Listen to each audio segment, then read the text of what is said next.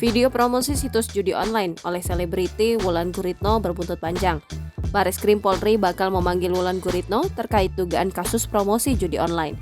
Sebagai informasi, sempat viral video yang memperlihatkan Wulan Guritno tengah mempromosikan sebuah situs judi online. Dalam video tersebut terlihat Wulan Guritno sedang mempromosikan sebuah situs judi online bernama Sakti 123. Direktur Tindak Pidana Cyber Bareskrim Polri, Brigjen Adi Vivit mengungkapkan pemanggilan Wulan Guritno dalam rangka klarifikasi terkait video tersebut. Selain itu, Adi mengatakan penyidik juga akan menentukan apakah ada atau tidak unsur pidana yang dilakukan Wulan Guritno terkait promosi situs judi online tersebut.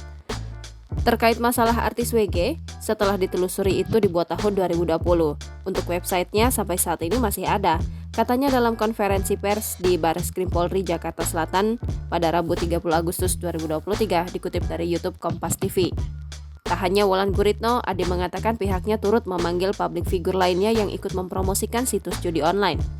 Ada datanya di kita yang jelas yang viral kemarin itu sudah masuk dalam pantauan kita. Makanya kita imbau jangan sampai ada lagi, cukup saja yang kemarin, kata Adi. Senada dengan Wulan, pemanggilan terhadap publik figur lain juga dalam rangka klarifikasi terkait promosi situs judi online yang dilakukan beberapa tahun terakhir.